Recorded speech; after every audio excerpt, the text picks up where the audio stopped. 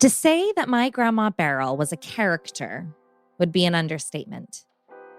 She was fashionable, classy, so very witty and bright.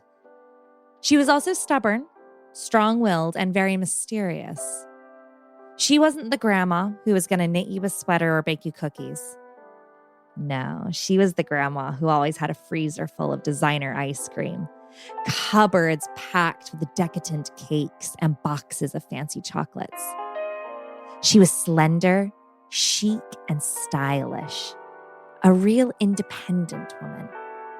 She loved musical theater, post-war big bands, and dancing. She traveled all over the world by herself or with her girlfriends. They liked to go on cruises, and my grandma was always the star of the dance floor. She flirted with the dance hosts as they twirled, waltzed, chasséed, and promenade across the ballroom. She was so vibrant, elegant, and fun. A real woman of a bygone era. Yet on February 28th, 2019, at 1:10 p.m. in a stiflingly stuffy hospital ward, my aunt, uncle, mom, and I surrounded my beautiful grandma's hospital bed as her soul left its mortal shell to eternally dance among the stars. We sat in the hospital for days by her side.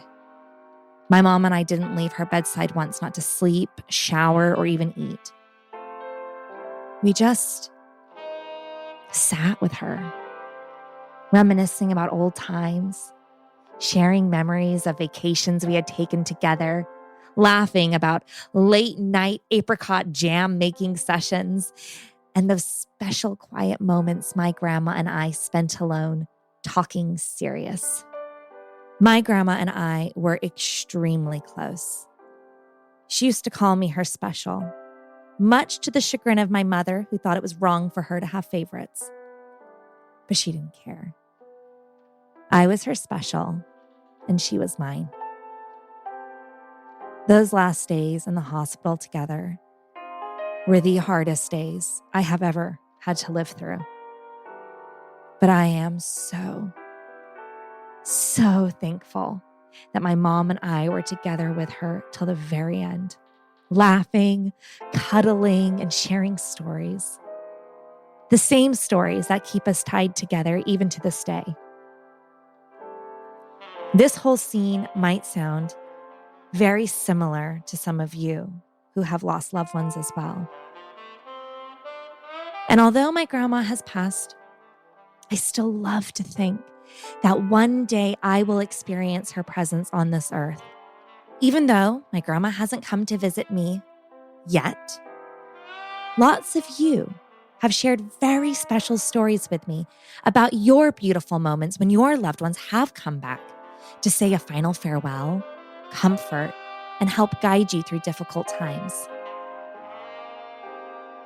Welcome to a very special episode of The West London Witch. This episode is dedicated to all of our loved ones who, although are no longer here physically to share the holiday season with us, are still very much present. This is a podcast where we share stories about those moments where we find ourselves very much not alone. And today, we share the stories about those special moments that are truly a gift from above.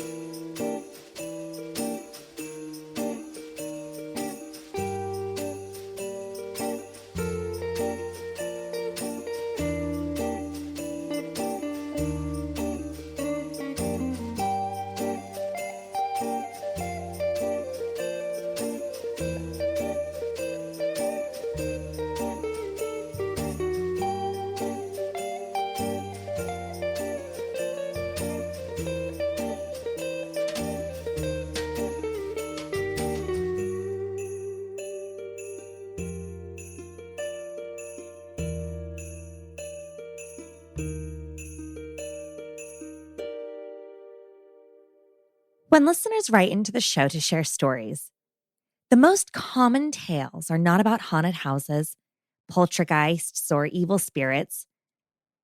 They're about your family members. They are gorgeous stories about wonderful interactions with the spirit world.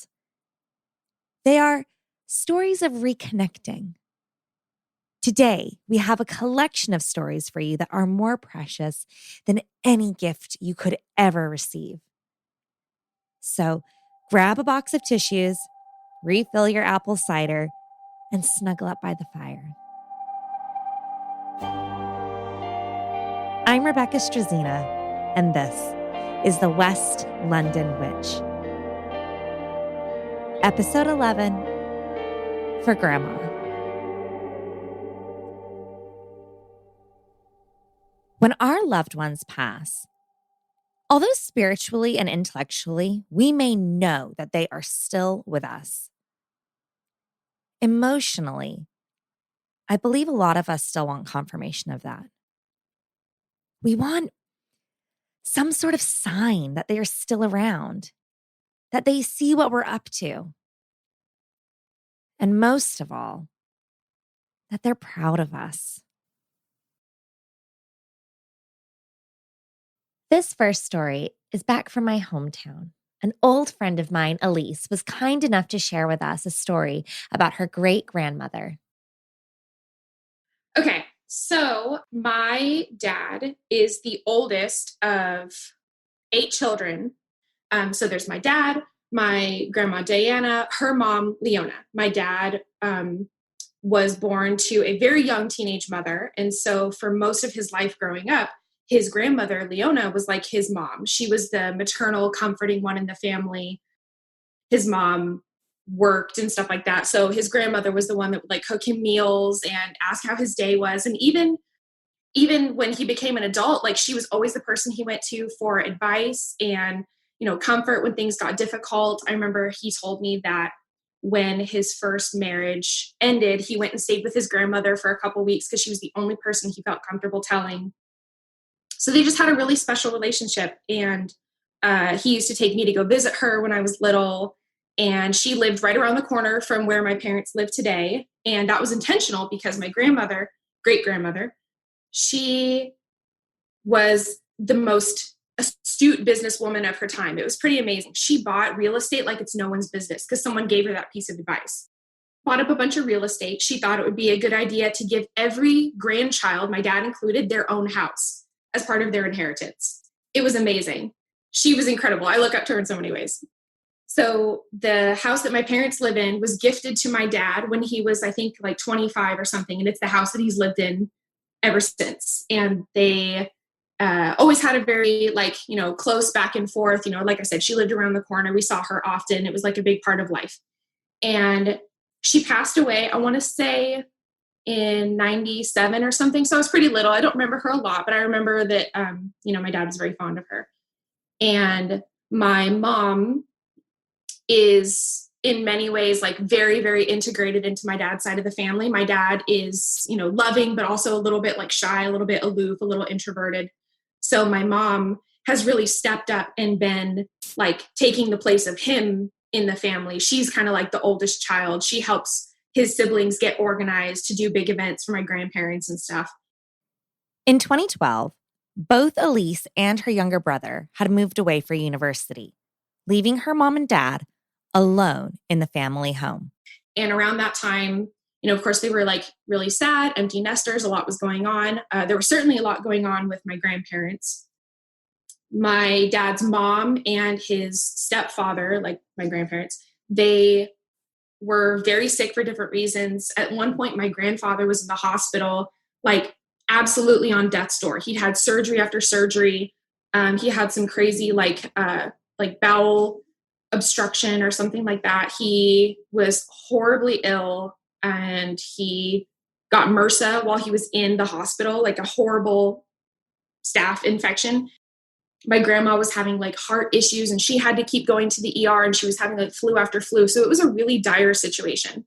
And my dad and his siblings are not the best at figuring out what to do in a crisis situation and rallying together. So my mom was really at the helm. Thankfully, both of Elisa's grandparents turned a corner and made a full recovery. They are healthy, happy, and at home. This is due in a large part to the decisions made by Elisa's mom and the time that she dedicated to them while they were in the hospital, and also to the fabulous aftercare she provided to them once they were discharged. Couple months after my grandparents were home safe, no one's in the house except for my parents, and my mom is very much the like tidy, neat freak, germophobic lady.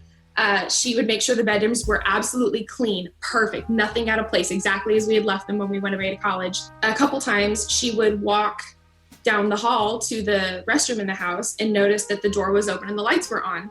And she would go to my dad and like accuse him of going in there and like taking a nap and stuff. Like, look, you got your own bed, you got the couch. Why do you need to go in Elisa's bedroom and take a nap and stuff? Or like, what are you opening the door for like the cats and dogs and stuff? Like, don't let them in Elisa's room.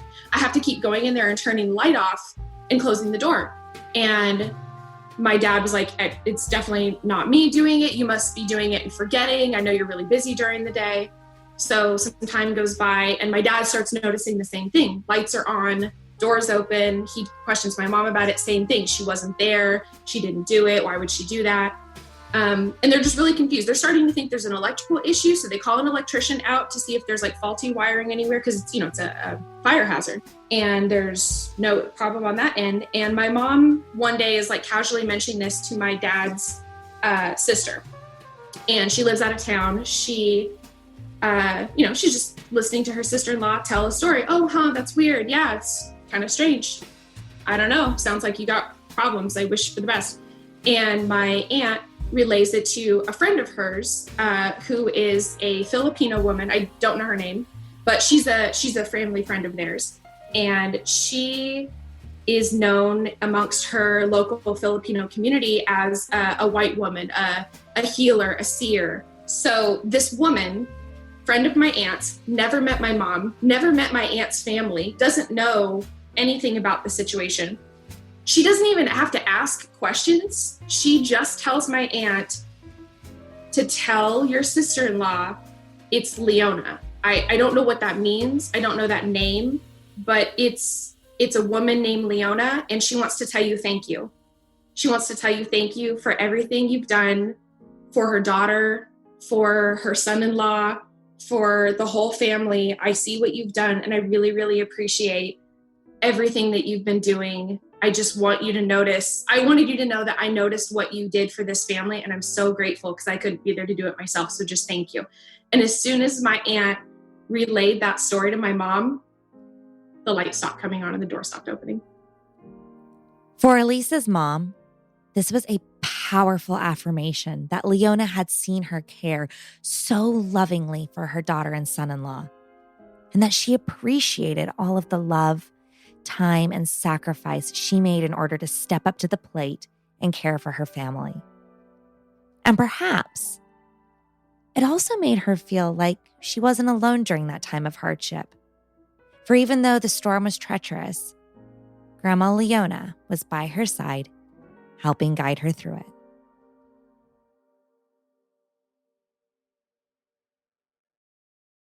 I was so very lucky that I got to be with my grandmother in her final moments. But we're not all blessed with that opportunity. And as hard as it is to say goodbye to our loved ones, they also want a final moment with us before they leave this sphere. In our next story, Vicki shares with us a beautiful story about how her great-grandfather made sure that his dying wish came true. Okay, well, I guess I'll start at the beginning, which is always a good place to start. There was a time when I was 11 and I had no influence from religion, from my parents. They brought me up to believe in whatever I wanted to believe. There wasn't going to be a ceremony of anything. It was just what you are is what you're going to be, blah, blah, blah. So I had no preconceived ideas of anything at all. And my great-grandfather lived all his life in Cornwall, right at the tip in St. Just. From where Vicki and her family lived in Winchester to where her great-grandfather was in Cornwall was a solid 3.5-hour drive. So they didn't get to visit him as much as they would have liked. Vicky was only able to meet him a handful of times in her life. There was a time when we were moving from Andover to Winchester, and my mum at the time had 4 children. So we had 2 boys, 2 girls. And in order that we could store all the boxes, etc., we had to my bedroom became the storeroom for the boxes, and we slept in almost like a dorms type setup. So there was my older brother, myself, younger brother, younger sister in a cot. And I was very aware that my great-grandfather was ill with cancer, but at the time I didn't know the impact, right, but the real gravity, what that meant. So anyway, one night I went to bed and everyone was asleep, and it was just this whole room illuminated. And I was torn between, am I dreaming or am I not? So anyway, I decided to pinch myself to try test this theory, and it hurt. Yes, I was awake. So I thought, well, why is it so light here? There was no road. There was no light shining in from cars. All the logical reasons I was running my brain through, and I couldn't think of anything. And as I was trying then to go, okay, I count sheep or something to get back to sleep, my great-grandfather walked into the bedroom. Clear as day, absolutely, could see him. And I knew it was him, but I didn't know him well enough to be certain of that. But I was certain inside me. But I wasn't scared. I was completely at peace. And it was just the most uplifting, calm environment to be in. It was just so still. And like time had just slowed right down. And he walked. I've gone all bumpy now, just remembering. It's just such a lovely memory. And he walked past the first bed, which was my older brother, and he put his hand down. My brother had his arms outside the bedclothes, and he put it on top of his hand. And I thought, there's something not quite right, can't figure it out. But hey, this is a lovely moment. I'm not going to question it. Then he walked over to me and winked. And I was like, oh, that's cool. This is nice. And then he went over to younger brother. He did the same thing with him, hand on hand. And then the cot, my sister was in a cot. She was about 18 months. And he leant through the bars of the cot. So, and my brain was like, no, this is very strange. He leant through the cot. But still, it was such a lovely moment. And as I just took a breath, and in that breath, he was gone. And it was just like the curtain wafted out and wafted in. And then the darkness across the room come over me. And I thought, this is just, wow, this is just like, I knew it was very, very special. The next morning, when Vicky awoke, she ran downstairs to share this amazing experience with her mom and dad. And my dad was so anti, don't freak anyone out. There's no such thing as ghosts. It's just ridiculous. And he was quite a man of few words. So when he wanted to say something, it was usually just shut up. I don't want to hear it. When I went downstairs, I said, oh, you'll never guess what I saw last night. I saw great-granddaddy, he was in my room. And he was like, shut up, don't be ridiculous. And then I started to say it again. He's like, you're going to scare your brothers and sisters. And I'm thinking, no, I'm not, because they've just had this experience too. And he was just adamant, do not talk about it. And he was in the throes of saying, your great-granddad, and he went on to tell me at a later date, he was going to go on and say, he's in Cornwall, he's fine. The phone rang at that exact moment. And my mum picked up the phone and I went, it's Gran. And my mum went, it is Gran. Your great-granddad died last night. And I went, yeah, I know, I saw him. I've been trying to tell you. I saw him. It's fine. He said a goodbye to everyone. And then shortly after my dad had calmed down, he actually just went out, slammed the door. That was it. It was just too much. And apparently my dad used to travel down on his own on the motorbike to see him more frequently than we did. And the last time he visited him, he said his greatest wish would be, okay, cry, is to say goodbye to all his family before he leaves Earth. He absolutely nailed it. He saw us all and he had a big family. So I'm pretty sure in the time it took him to pass and the time he actually left, He had absolutely done what he said he was going to do. And he is the reason that my world and my thought process between spirit, spirituality, universe changed entirely, because I'm not scared. I'm not freaked out. I know there's an inner peace. He is my inspiration. And I believe, in some essence, my guide to how I connect to the spirit world also. One of the hardest parts about not having our loved ones around us anymore is we can't ask for their advice. We can't come to them with our troubles. We can't get their opinion or ask for their wisdom. So many times I have gone to call my grandma so we could talk serious. And I think it's in those moments that I feel her loss so profoundly. It takes me right back to day one of grieving. Our final story comes to us from one of my very best friends, Monique. When she was 10 years old, her mom's dad, her grandfather, passed away. They were a very close family, and his passing was a devastating loss. But with these wonderful stories, he continues to live on. I've only known my grandfather to be wearing an oxygen tank. His oxygen tank would be running around the house, and our aunts and uncles would have to tell us to stop stepping on his oxygen tank because he'll just all of a sudden not have air to breathe. So it was a very vivid part of my childhood. Like, Grandpa's on oxygen. This is very important. He needs this. One evening during Monique's junior year of college, her and her mom got into a bitter argument. Neither of them felt heard, understood, or supported by the other.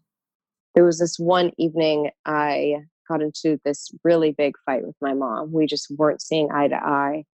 And my mom is very religious, and she was just having a difficult time with whatever we were going through. And she said, Monique, just pray for me, and, I'll figure this out. And I said, Mom, nothing's going to change if you don't take action.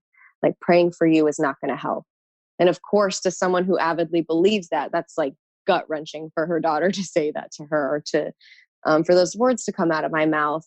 And that's kind of where we left it. We were both upset. I felt like she didn't hear me. She felt like I wasn't getting through to her. And then I went to sleep that night after having this argument with my mom, and I saw my grandfather, and he had no oxygen tank. He was sitting in his chair in his favorite spot in the living room. And he looked totally healthy, and he looked amazing. And in my whole life, I've never seen my grandfather look healthy, much less without an oxygen tank.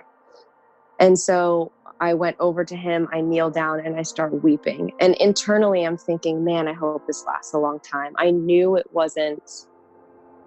I was sleeping, but I knew it was more real than a dream. I knew that he was right there because, again, in my opinion, your imagination recalls on things that you know, or calls on things that you've seen before. And this is something that I'd never seen before. I've never seen him healthy. And so, I asked him how he's doing, and he asked me why I'm crying. And I said, I've never seen you. I haven't seen you in years, and you look healthy and you look great. And I asked him, what do I do about Mom? How can I help her? And he says, Monique, just pray. And then I went to sleep with catharsis, having seen him. And then the next day at work, one of my mom's coworkers said to her, oh, you just got to think a little bit more positively. Maybe this step of action will help you change your scenario in this way. So that week, I really felt like I had heard my mom's message through my grandfather, and my mom had heard my message through a coworker of hers. But I really believe that was my grandfather, and he told me that message in order to be able, to have a better relationship with my mom and to help her in that way. I love this story because I like the idea that our loved ones can actively help us from the other side. But I want to leave you with my very favorite story Monique shared with me. And it's about her little brother, Beau. After my grandfather passed away, so again, I was 10. My brother was diagnosed with autism when he was about 2.5 or 3. And that's when my grandfather had passed away. So with autism, basically my brother had learned to speak. He was speaking a little bit. And then all of a sudden, around age 2, everything was gone. He stopped speaking completely and was nonverbal and had to relearn all those skills. And so my grandfather had just passed. It was maybe a couple days after his funeral. And we were in the kitchen and my brother just starts laughing. Again, he's like 2.5, 3 years old. He just starts laughing. My mom is like, "What are you laughing about? What are you laughing?" And my brother points to my grandfather's chair and he says, "Grandpa." And my brother doesn't speak. At that point, he didn't speak that much. He lost his speech. He wasn't really saying anything. And my mom totally believed it. She just knew. So my grandpa's visited us all. Stories like these give me so much faith that one day I'll see my grandma again on this earth. I have no unfinished business with her. Nothing I desperately need to tell her. I'm just greedy. I just want to hug her one last time and tell her I love her and have her call me her special. It is so difficult to celebrate the holidays when we are missing our loved ones. But please know you're not alone.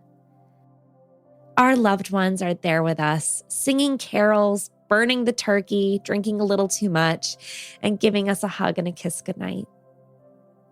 This holiday season, light a candle for your loved one. Share stories about them and raise a glass to their memory. Because even if we can't see them, that doesn't mean that they're not right beside us.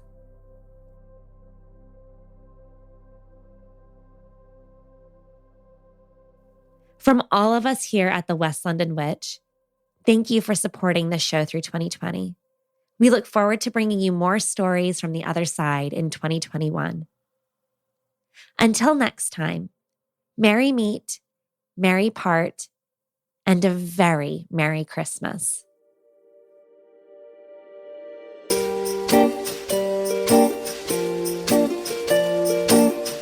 Do you have a spooky story you'd like to share? I'd love to hear it. Drop me an email at thewestlondonwitch@gmail.com or find us on Instagram and Facebook at The West London Witch. If you enjoyed today's episode, don't forget to subscribe, rate, and review. And come and follow us for additional content on Instagram and Facebook.